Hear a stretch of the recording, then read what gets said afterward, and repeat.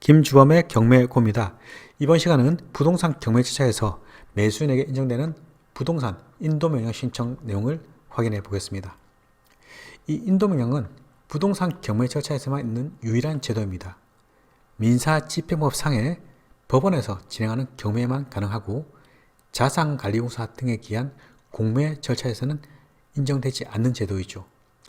이 부동산 경매 절차에서 매각을 받은 매수인이 그 대금을 전액 완납하고 6개월 이내에 이 부동산에 있는 채무자, 그 외에도 소유자, 정당한 권리 원인 없는 점유자, 예컨대 대항력 없는 임차인, 정당한 유치권자가 아닌 자, 그 외에도 불법 점유자에게 매수인에게, 즉 나에게 이 부동산을 인도해라 라는 명령을 법원에 신청할 수 있습니다. 이 신청에 대한 인용, 그래 너의 신청 인정해 줄게 라는 집행법원의 인도명령 결정을 인도명령이라 하는 것이죠. 인도명령 결정은 단순합니다. 신청인이 매수인이 되는 것이고, 그리고 상대방인 피신청인에게 요청하는 것이죠. 법원의 인도명령 결정은 피신청인은 신청인에게 네가 점유하고 있는 별지 목록 기재 부동산 인도해라, 이렇게 간단하게 끝나는 결정을 말한 것이죠. 이런 간단한 인도명령의 법적 성질은 그 하나로 집행권으로 보아야 한다라는 입장입니다. 따라서 이 인도명령은 집행권의 일종이고, 그렇다면 인도명령 결정으로 집행관에게 위임해서 인도 집행을 할 수 있는 것이죠. 인도명령 신청은 통상 신청서를 작성해야 됩니다. 법률상 서면 또는 구두로 신청할 수 있다는 내용이 있지만 집행 절차의 부수적인 절차죠. 따라서 통상 서면으로 신청합니다. 인도명령 신청은 비용이 발생합니다. 신청 한 건당 1,000원의 인지가 들어가고, 송달료는 2023년 5월 30일 현재 기준 5,200원에 1회당 송달료 들어갔죠.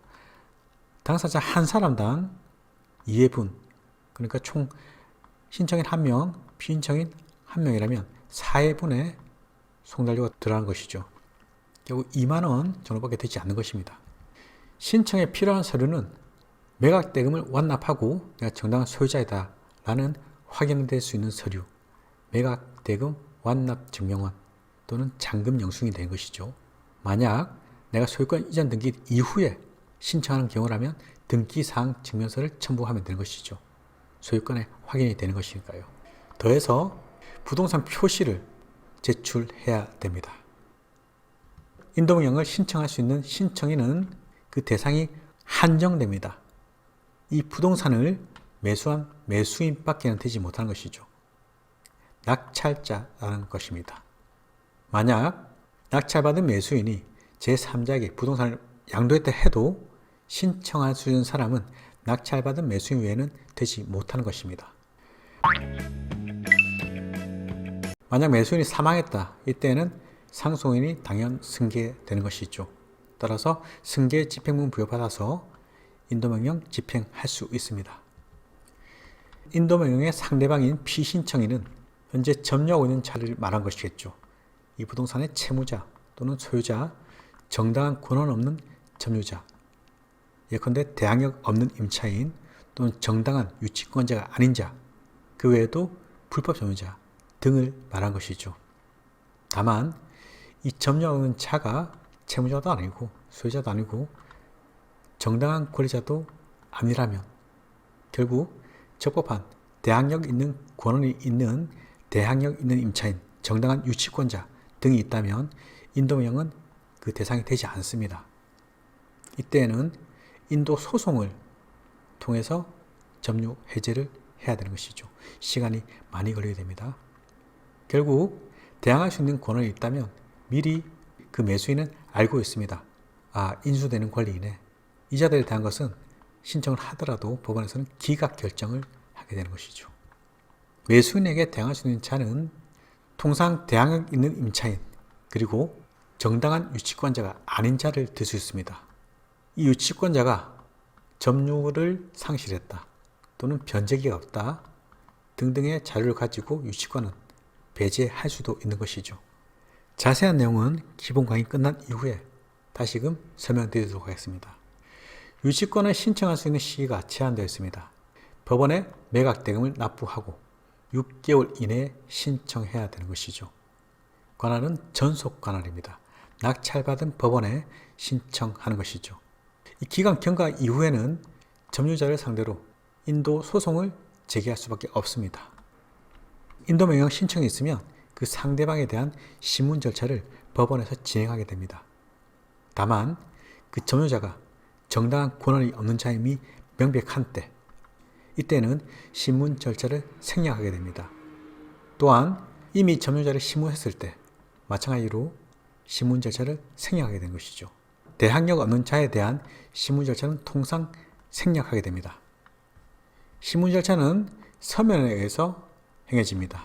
이 송달받은 피신청인은 이 부동산에 대해서 대항력 있는 점유권은 여부에 대한 소명을 해야 되는 것이고, 의견에 대한 답변이 없었다.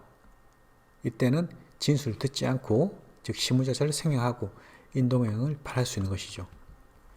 인도명령의 결정은 이유 있다고 판단되면 법원에 인용하는 결정을 하고, 그 이유가 없으면 기각 결정을 내리게 됩니다. 만약 신청하는 방식 또는 그 내용이 그 첨부 서면이 부적법하면 각하 결정을 내리는 것이죠. 그리고 이 인도명령은 기판력을 가지지 않습니다. 또 신청하면 되는 것이죠. 인도명령은 송달이 되어야 집행을 할 수 있는 것입니다. 반드시 피신청인에게 송달이 되어야 되는 것이고, 그 송달은 직접 받지 않더라도 특별 송달에 의해서, 그 외에도 공시 송달에 의해서도 가능한 것입니다. 상대방이 이 서류를 빨리 받으면 집행하기가 수월하겠죠. 반면 송달이 안 될 경우에는 애를 먹게 되는 것이죠. 시간도 더욱 지체되는 것이고. 그리고 이 인도명령 결정에 불복하기 위해서는 즉시 항고를 통해서 다툴 수 있습니다. 만약에 확정된 이후에 불복을 한다면 그때는 청구 이의 소를 통해서, 상대방 지정을 잘못했을 경우에는 제3자 이의를 통해서 다툴 수 있는 것이죠. 대항력 없는 자에 대한 인도명령 신청하면 빠르면 하루, 늦으면 2, 3일 내에 결정나게 되는 것이죠. 만약 그 상대방이 임차인일 경우 이자가 대항력 있는 자이고, 그리고 배당 신청을 했다면 배당 결과 여부에 대한 확인을 하고 결정을 할 수도 있습니다. 이번 시간은 인도명령에 대한 내용을 기하학적으로 살펴봤습니다. 다음 시간은 인도명령 결정 이후에 집행 내용을 확인해 보겠습니다. 마치겠습니다.